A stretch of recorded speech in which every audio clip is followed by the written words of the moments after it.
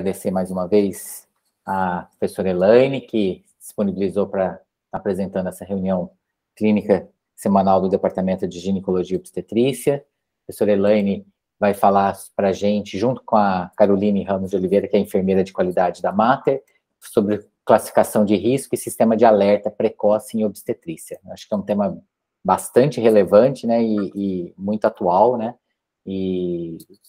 então eu queria agradecer mais uma vez, Elaine e Carol, pela disponibilidade de estar aqui junto com a gente e apresentar esse tema. Se você quiser compartilhar, não sei quem que vai começar, é você, Elaine? Isso. Se quiser compartilhar. Bom dia a todos e todas, né? Eu peço licença para compartilhar minha tela. Por favor, Júlio, me fala se está entrando em modo apresentação. Tá, entrou. Tá tudo certo. Então, bom dia a todos e todas. Acho que esse tema, como o Júlio falou, é bastante relevante na nossa prática clínica, principalmente para nós que somos serviços de referência obstétrica, e é uma das importantes estratégias de redução de morte materna. A gente vai dividir essa apresentação em duas partes, eu vou fazer o contexto teórico, e a enfermeira Caroline, nossa gerente de qualidade da Mater, vai mostrar a experiência da implantação desse sistema na Mater.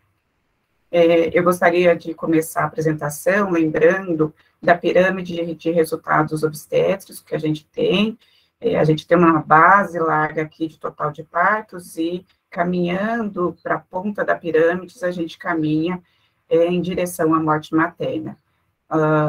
Felizmente, são casos mais incomuns, mas cujo desfecho ele tem um impacto tanto na vida dessa família em si, quanto na sociedade como um todo, né? Então, é uma criança ou crianças que ficam sem uma mãe, uma família que se desestrutura. E quando a gente caminha no sentido inverso, a gente vai tendo menos eventos adversos em si, resultados adversos, mas a gente tem que barrar justamente o caminho para a ponta dessa pirâmide. E como se caracteriza a ponta dessa pirâmide no Brasil? A gente tem aqui um quadro das últimas 2 décadas, né? Então, a gente passou pelos objetivos do milênio, que se findaram em 2015, a gente vinha aí num caminho de redução de morte materna, o Brasil não atingiu os objetivos do milênio, que era reduzir em 3/4 a morte materna, mas teve um avanço de 50% em torno disso, mas a gente observa que a partir de 2017 houve aí um início de incremento dos dados de aumento de morte materna e houve uma disparada, né, bastante significativa a partir do evento da pandemia em 2020, né? Então, aqui muito influenciado pelo Covid, mas não só como causa básica do óbito materno, mas também como desestruturação do sistema de atendimento e aumento das outras causas de morte materna. Bom, e isso a gente olha bastante aqui nesse gráfico, que a gente tem uma comparação dos últimos 5 anos até 2020, e a gente via aqui as principais causas de morte materna, que são caracterizadas pela hipertensão, pela hemorragia, pelo abortamento, pela infecção, elas estavam num processo de redução cada ano, por intervenções oportunas que se mobilizava no mundo e no Brasil, aqui são dados brasileiros, mas que a gente tem aí um advento 2020 da Covid, que dispara as taxas de mortalidade materna, né? Eu destaco aqui que, no mundo, a hemorragia é a primeira causa de mortalidade materna, isso é invertido no Brasil, a hipertensão é a primeira causa, mas a gente tem que lembrar aqui que existem notificações como alterações de aparelhos circulatórios que podem estar relacionados também à hipertensão quanto à hemorragia. O aborto pode estar relacionado tanto à hemorragia quanto à infecção, tá? Bom, e a morbidade materna grave, que é o advento que precede a morte materna, o que a gente tem de característica? Nas taxas mundiais, é em torno de 18 para cada 1.000 nascidos vivos.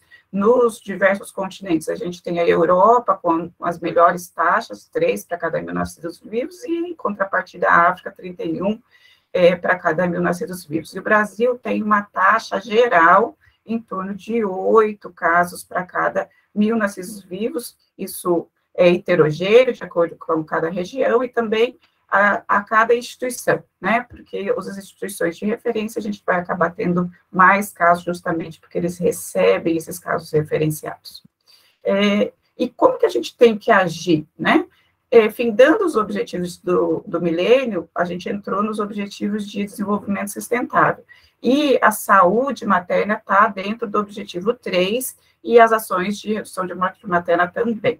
E os novos objetivos era a gente levar que a taxa de 216 mulheres que morriam para cada 100.000 nascidos vivos em 2015 para menos de 70 mortes em 2030. Então, é a nossa Agenda 2030. Essa agenda foi atrasada pela pandemia de Covid, existe uma dificuldade muito maior, o desafio é muito maior para a gente conseguir atingir essa meta. Mas quais são as ações necessárias para atingir essa meta?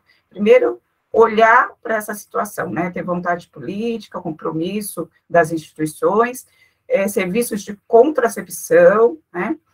Bem-estar de uma maneira geral, isso inclui nutrição, educação, saneamento, higiene, alcançar todas as mulheres em todos os lugares, fazer auditorias e prestações de conta, e eu entro aqui num tema muito ligado na nossa aula, que seria sistemas de saúde estruturados, com serviços de referência, contra-referência, transporte, com profissionais treinados, com equipamentos, com medicamentos, e capacitação desses profissionais, né? Então, a gente está falando aqui das estratégias nas 3 fases, nas 3 demoras da morte. Então, a fase 1, que é a demora da mulher e da sua família de decidir procurar assistência numa situação de urgência, a demora de fase 2, que é a de conseguir alcançar um equipamento de saúde numa situação de urgência, e a demora de fase 3, que seria, quando chega nesse equipamento, receber os cuidados adequados e oportunos. Então, a gente está falando aqui, principalmente, de morbidade materna grave, né, que é o tema em que a gente vai intervir com classificação de risco e sistema de alerta precoce em obstetrícia. E por que esse tema é tão importante? Quando a gente olha aqui para a teoria do queijo suíço, né, da morte materna, a gente observa que um desfecho adverso grave, seja uma morte materna grave ou uma paciente, uma morte materna ou uma morbidade materna grave com sequelas, ele ocorre por uma sucessão de lacunas, de falhas na assistência. E dentre essas lacunas, a gente identifica falhas na identificação do caso, na monitorização do caso, que proporciona toda a cadeia de fornecimento de cuidados oportunos. Então, quando a gente olha aí as meta-análises relacionadas à morte materna, em torno de 16% desses casos estão relacionados a um atraso do início de atendimento e 41% estão relacionados a alguma falha no monitoramento na evolução desse caso, tá? Então, o nosso primeiro ponto de intervenção, então, seria a identificação dessa mulher na porta do equipamento de saúde. E aqui entra um das principais ferramentas, que é o Manchester, né, o protocolo Manchester, que foi adaptado para a obstetrícia. Então, eu estou trazendo aqui o modelo, que já é o modelo validado para o Brasil, tá? Orientado pelo Ministério da Saúde. O que a gente tem? Essa ferramenta, ela realmente é eficaz, é uma ferramenta que é válida no cuidado. Quando a gente olha aqui, esse trabalho, por exemplo, que foi realizado em paralelo em Portugal, no Brasil, em população não gestante, com números bastante expressivos de casuística, o que a gente vê? Que quando o paciente ele é classificado como vermelho, ou seja, como aquele caso de emergência que é de prioridade alta, que precisa de cuidados imediatos, a taxa de mortalidade desse grupo é muito superior aos anteriores. Isso foi mostrado tanto em Portugal quanto no Brasil. Então, a gente tem aqui um risco relativo de 1.500 em Portugal e 1.170 aqui, aproximadamente, no Brasil. Então, é realmente uma ferramenta que consegue identificar pacientes de maior risco. Uma outra revisão aqui, de 22 artigos de população não gestante, mostrou que essa ferramenta também é preditor para admissão em UTI e óbitos de pacientes quando classificados como vermelho. E quando ele foi adaptado para o Brasil, né, e para a parte obstétrica, o que a gente tem nessa customização atual? Ele predispõe que você tenha já um protocolo institucional bem estabelecido, com pessoas treinadas para fazer uma análise sucinta e sistematizada para identificar situações críticas à saúde, requer treinamento também em comunicação de equipe, para que se possa ofertar uma intervenção oportuna. E a premissa é que as pacientes mais graves serão atendidas primeiro, sempre, né?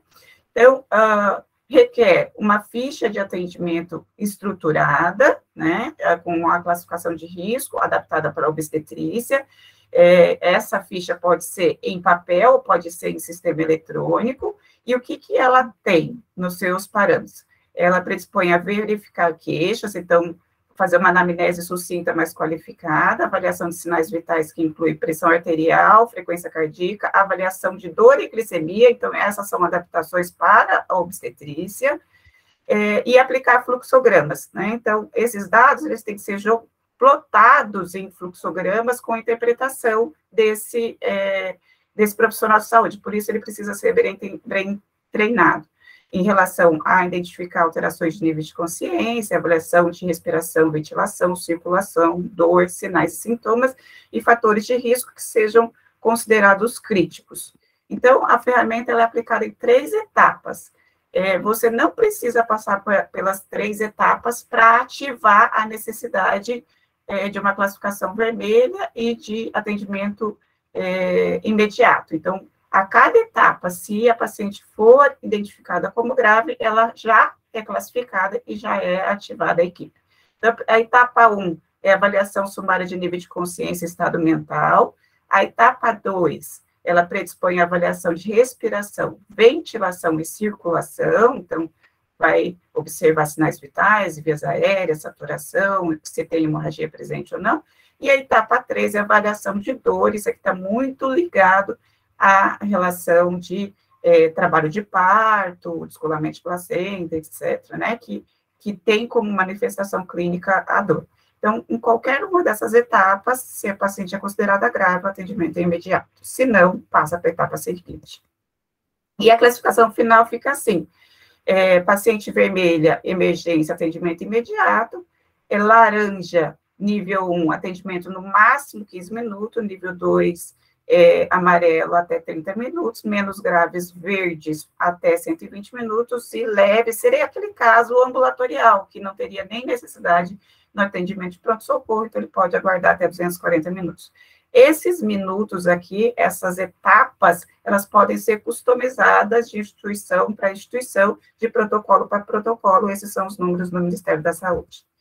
E o sistema de alerta precoce em emergência, que é uma outra ferramenta, e é uma ferramenta muito utilizada a partir do momento que a paciente é internada, né? Eles foram introduzidos na linha de cuidados em emergência em 1999, também com o objetivo de identificar uma paciente grave, mas também a deteriorização clínica. E, inicialmente, eles foram desenvolvidos para a população não obstétrica e depois foram adaptados para a população obstétrica, né? Então, na adaptação para a obstetrícia, o que se buscou foi reconhecer mulheres em risco, melhorar a comunicação entre equipes, sistematizar atendimentos e permitir indicadores auditáveis. E a principal necessidade de adaptação foi em decorrência de todas as modificações fisiológicas do organismo durante o período gestacional e de puerpério. Aqui, já olhando para a população obstétrica, o que a gente tem? Né? Uma revisão sistemática de 17 estudos mostra que esses sistemas de alerta precoce se caracterizam como a melhor ferramenta de triagem em risco materno, e ele pode ser aplicado após a admissão no serviço de saúde. Existem ferramentas para internação clínica, para assistência intraparto, para puerpério, e que a cada avaliação clínica, se a paciente recebe pela equipe, ele deve ter uma classificação dentro dessa ferramenta, né? Então, ele predispõe a uma avaliação objetiva das condições de maior gravidade com potencial de deteriorização. Ele consegue observar e acompanhar essa linha de deteriorização, e aí por isso que a gente reclassifica cada nova avaliação. Existem diferentes scores, diferentes ferramentas com o mesmo objetivo, né? Então, tem o MILS, o MILC, o MILT, o MIRT, né? O que varia entre cada uma dessas ferramentas?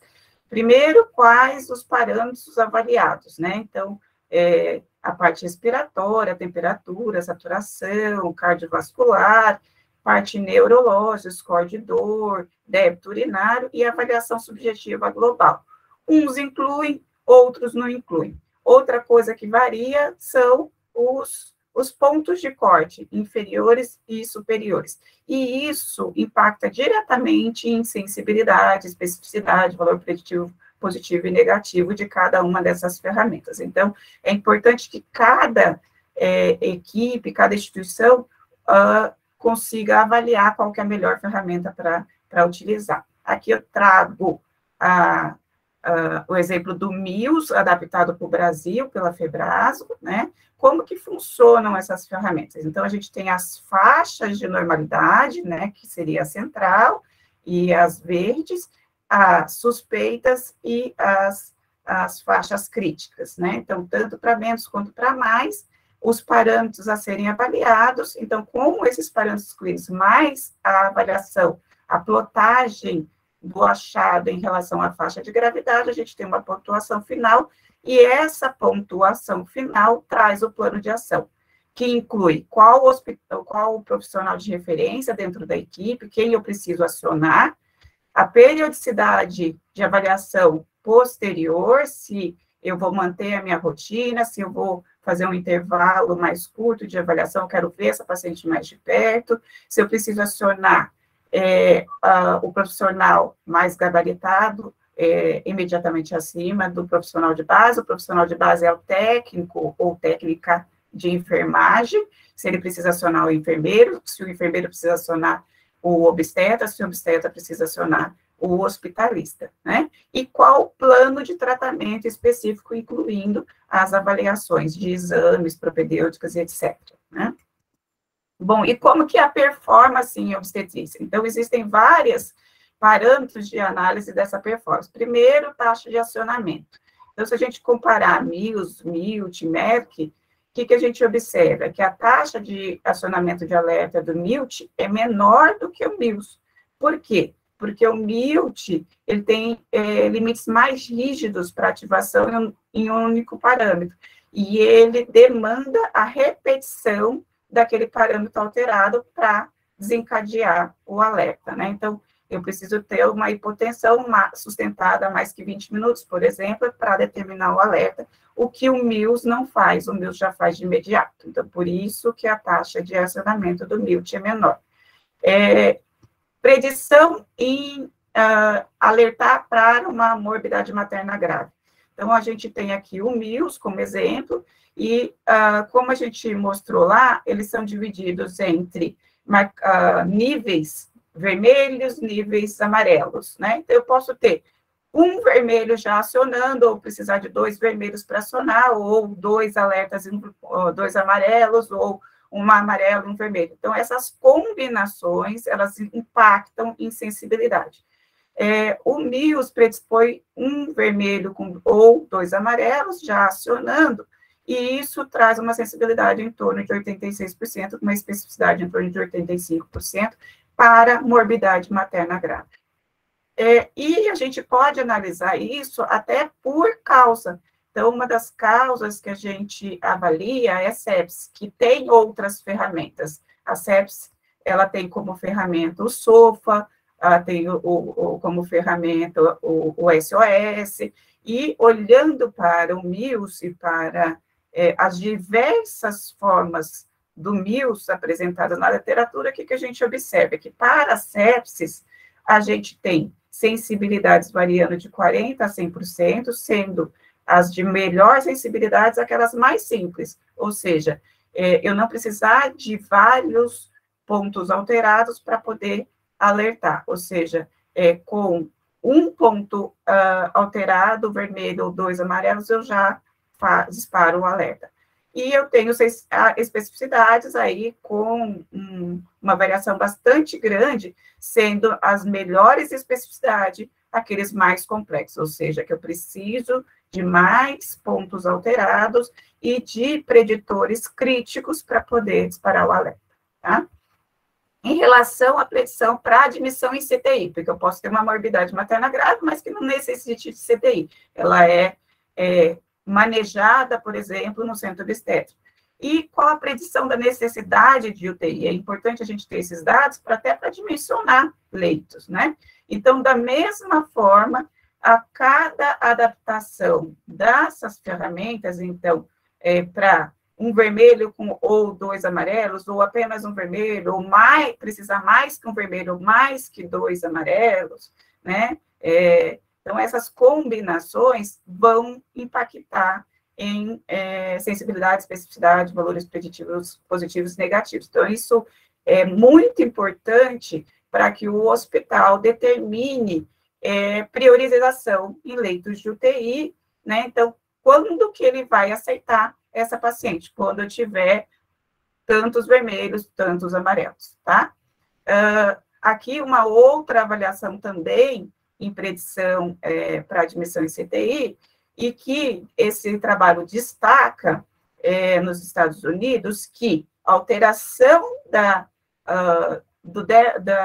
parte cognitiva, ou seja, alterações mentais e febre devem ser valorizados em relação aos outros parâmetros. Então, eles têm que ter destaque em relação aos outros parâmetros, porque o odds ratio é muito maior para uma deteriorização precoce dessas pacientes e um desfecho adverso pior. Então, é importante, destaca o fato de que, mesmo dentro de todos os parâmetros, tem alguns parâmetros que são críticos e a avaliação neurológica é um ponto crítico. Então, paciente que vem de sonolenta, nível de consciência rebaixado, paciente agitado, até que se prove o contrário, numa admissão obstétrica, tem que ser considerada como paciente em estado hipóxico. E isso, como a gente já mencionou, impacta aí nas taxas globais de sensibilidade e especificidade. E a performance em relação à mortalidade materna, né? Será que a gente implantar uma ferramenta dessa, eu efetivamente reduzo mortalidade na minha instituição, na minha localização? Sim, né? Então, esse trabalho aqui, ele mostra que foram comparados hospitais que implantaram o MILT e hospitais que não implantaram o MILT, e nos hospitais que implantaram o MILT, houve uma redução de diversos parâmetros, por exemplo, eclâmpsia, hemorragia grave, taxa de transfusão, esterectomia, sepsis, mas houve também redução de mortalidade materna, perdão, sempre é grave, né? De 2% para 1,6%, o que não aconteceu nos casos de hospitais que não implantaram a ferramenta. E uma outra coisa interessante, eu não vou discorrer sobre esse fluxograma, mas é que essas ferramentas, elas devem estar acompanhadas de protocolos institucionais e treinamento de suas equipes, porque quando eles acionam o alerta, eles devem ativar protocolos. Então, eu tenho que ativar o protocolo da hemorragia, eu tenho que ativar o protocolo da eclâmpsia, eu tenho que ativar o protocolo da sepsis, e esses protocolos precisam estar com as suas equipes treinadas, com acesso aos medicamentos, aos exames, aos recursos que são necessários para o tratamento efetivo. Então, da minha parte da apresentação, eu gostaria de deixar como mensagem final que, independente do quadro clínico apresentado e da etiologia da condição patológica que a nossa paciente obstétrica apresenta, seja ela gestante ou puérpera, é importante que se ela seja atendida numa instituição que tenha classificação de risco em pronto atendimento e que ela tenha sistemas de monitorização sistematizados, né, porque é uma estratégia eficaz na identificação de situações com potenciais de eventos adversos, e isso predispõe abordagem precoce com intervenções específicas, melhoria dos indicadores de prognóstico materno e perinatal. E eu reforço a importância de que a equipe esteja capacitada para utilizar essas ferramentas, para poder realmente reconhecer os gatilhos e acionar com o protocolo bem treinado para que a gente tenha realmente sucesso no atendimento das pacientes. E agora eu encerro a minha parte e passo a palavra para Carolina, eu convido a Caroline para mostrar como que a gente implantou esse sistema lá na Mater. Carol, está com você. Obrigada. Bom dia a todos e todas. Gostaria primeiramente de agradecer o convite, né, do departamento, da doutora Elaine. É sempre um privilégio, um orgulho representar a Mater, né? A nossa equipe trabalha muito em prol, né, da humanização e segurança do paciente. Então, vou demonstrar a nossa experiência com o MIUS aqui, que foi muito positiva. Vou compartilhar a tela, se não estiver aparecendo, por favor. Só avisar.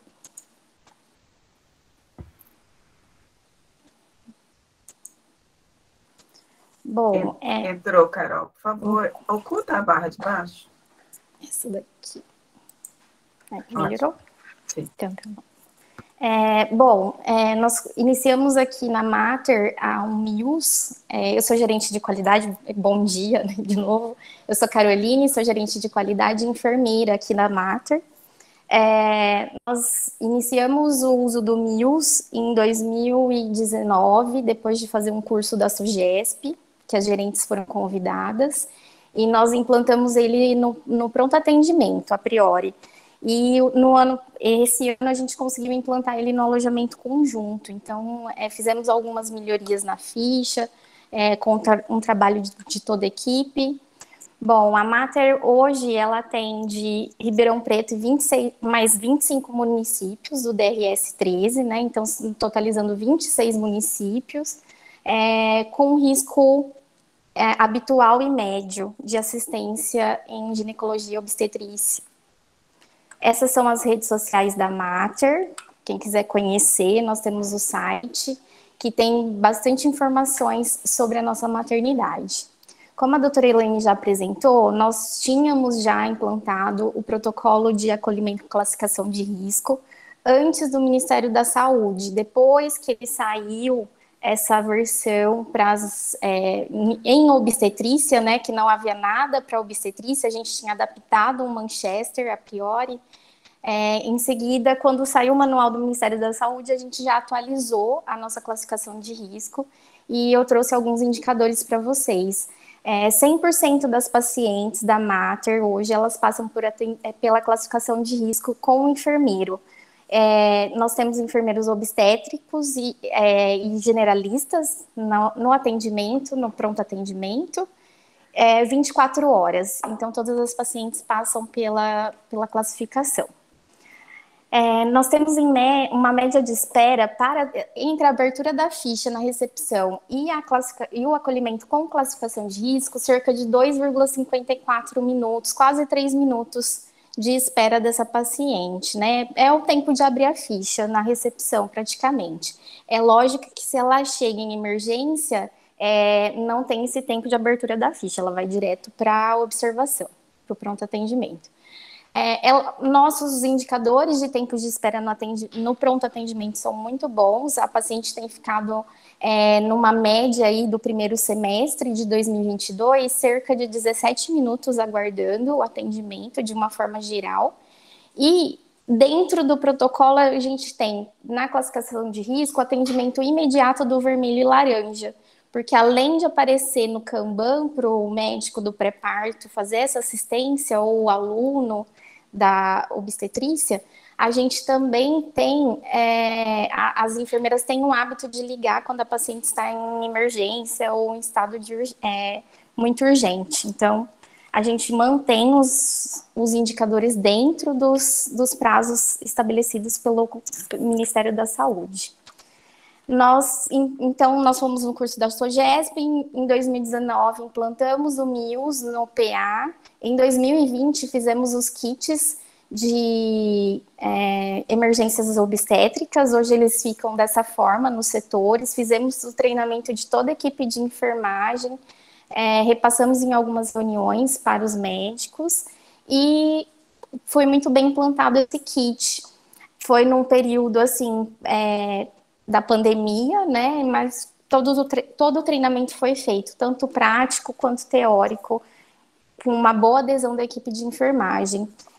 Esses kits também foram para a nota técnica do Estado, né, como modelo do que contém dentro das caixas, e a gente implantou depois o MIUS no alojamento conjunto como mais uma ferramenta, mais um instrumento para auxiliar aí todo o trabalho que a gente estava fazendo desde o PA.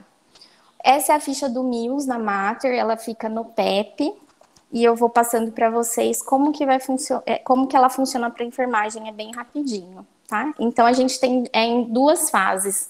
Uma que é anotado os sinais vitais, ele dá o score automático, e em seguida ela tem a conduta, né, a legenda de conduta que a equipe de auxiliares e técnicos que preencheram devem tomar. Como que é feito essa classificação? Então, ela vai seguir a conduta, tem sempre que salvar a ficha. Depois eu vou passar melhor para vocês aqui. Ai, não apareceu, desculpa, na minha apresentação, as fases do sistema. Não está aparecendo aqui, né, doutora Elaine, onde que ela entra. Mas... Deixa eu ver. Se ficar nesse modo, vocês estão conseguindo visualizar? Se eu ampliar um pouquinho? O caminho do sistema? Dá para ver. Entra no sistema HC, no SIH, isso aqui é rotina da enfermagem. Ela vai clicar em enfermagem, vai abrir a lista de pacientes internados no alojamento conjunto, na enfermaria. Clicando com o mouse e o botão direito, vai aparecer monitorização do paciente, ela vai preencher os sinais vitais como a rotina que é feita por toda a enfermagem. Aqui na Mater, elas também preenchem a saturação de O2, que fica no carrinho do beira-leito. Em seguida, elas voltam para o nome da paciente, clica com o botão direito e entra em evolução do paciente. Lá vão abrir as fichas de enfermagem, e ela vai clicar na ficha do MIUS, que vai ser aberta no PEP. Infelizmente, a ficha de monitorização, ela não consegue esse layout que a gente tem na ficha. Então, por isso que a gente tem que... ela vai de um sistema para o outro, né? Da monitorização, que é no CIH, para o PEP. E aqui, a ficha já resgata os sinais vitais que ela tinha preenchido na monitorização. Então, ela tem que preencher somente o estado de consciência da paciente e se ela tem alguma diurese, né? A diurese da paciente. Isso vai gerar o score e ela vai tomar conduta de acordo com o que foi planejado. Então, aqui a gente já volta de novo para a apresentação. A ficha foi atualizada semana passada, porque nós pedimos para colocar esses quadradinhos coloridos nos sinais vitais. Porque se o score der verde, mas um dos sinais vitais estiver amarelo ou laranja, é um alerta para a enfermeira colocar na sistematização de enfermagem, na SAI, uma prescrição de curva daquele sinal vital em menos tempo. Hoje o MIUS é feito no alojamento conjunto a cada 6 horas, em conjunto com todos os sinais vitais de puérperas, e caso necessário, algum sinal vital der alterado, amarelo ou laranja, a enfermeira vai abrir curva pressórica ou curva de temperatura de 3 em 3 horas, para isso ser revisto com mais frequência. E a legenda do MIUS, ela vai tomando a conduta conforme o protocolo.